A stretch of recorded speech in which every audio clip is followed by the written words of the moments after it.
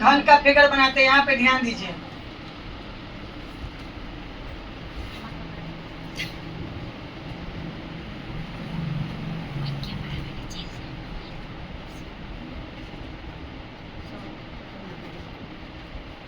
ये रहा घन का फिगर। अब घन में जो है सबसे पहली बात कि घन का परिभाषा अगर कोई आदमी पूछे तो घन का परिभाषा क्या होता है? तो घन का परिभाषा में होता है कि 6 वर्गाकार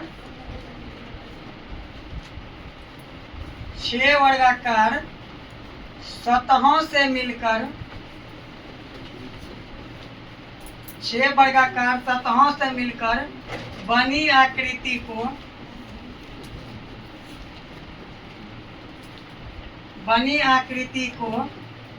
घन कहते हैं। यानी 6 वर्गाकार सतहों से मिलकर बनी आकृति को क्या कहते हैं? घन कहते हैं। अब घन में सबसे अधिक क्वेश्चन पूछा जाता है, इससे पूछा जाता है कि घन में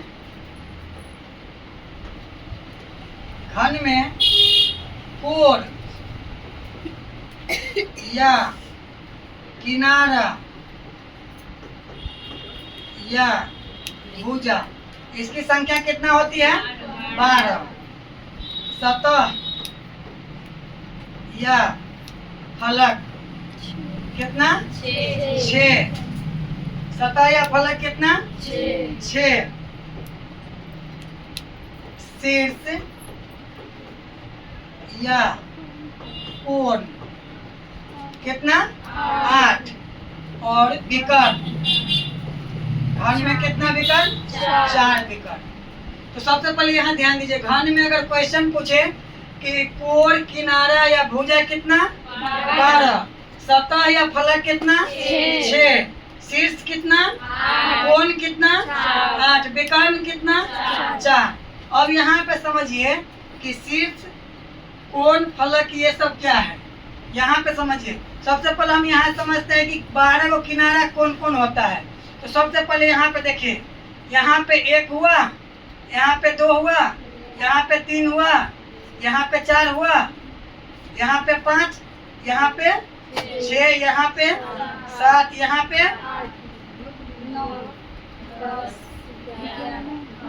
तो यही जो होता है ना, इसी को कहते हैं क्या चीज? कोण, किनारा या भुजा। ये हो गया। अब हम इसमें बात करते हैं फलक या सतह का। तो फलक या सतह में क्या होता है कि लिडो वाला पासा देखे होंगे आप लोग। लिडो वाला पासा में क्या होता है कि 3 सतही भाग दिखाई देता है और 3 सतही भाग दिखाई नहीं देता है। तो यहाँ पे एक फिगर ड्रॉ करते हैं, यहाँ ध्यान दीजिए। देखिए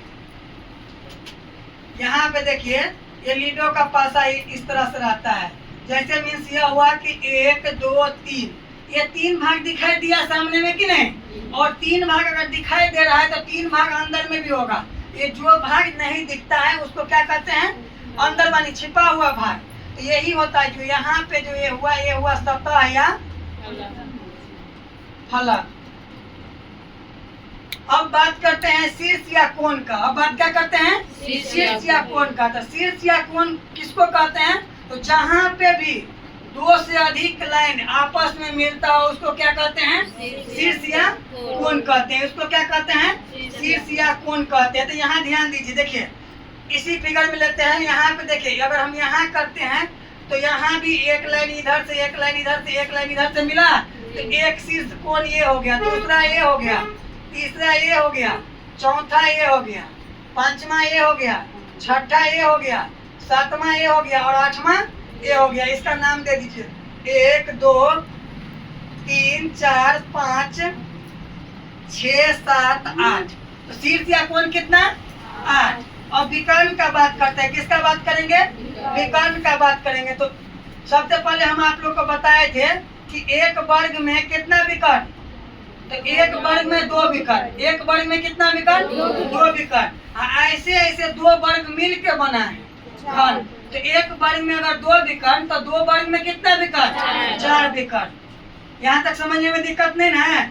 अब आइए नेक्स्ट आते हैं कुछ फार्मूला पे घन का।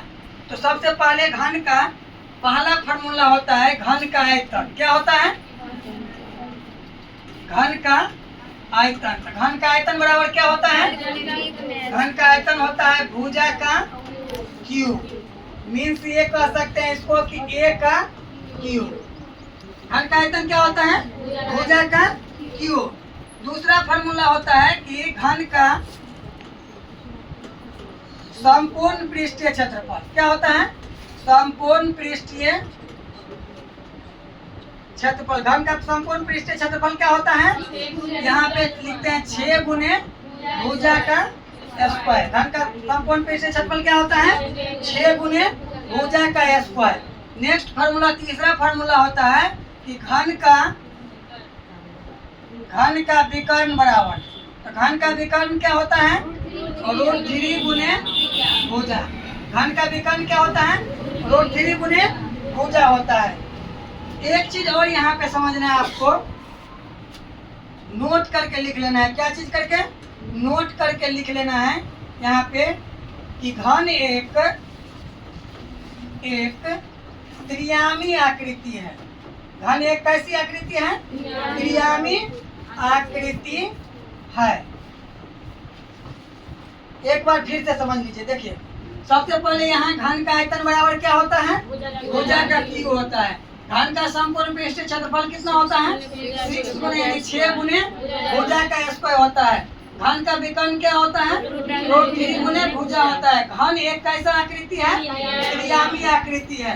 अब त्रियामी आकृति किसको कहते हैं? जिसमें 3 भुजा होना चाहिए, लंबाई चौड़ाई ऊंचाई होना चाहिए।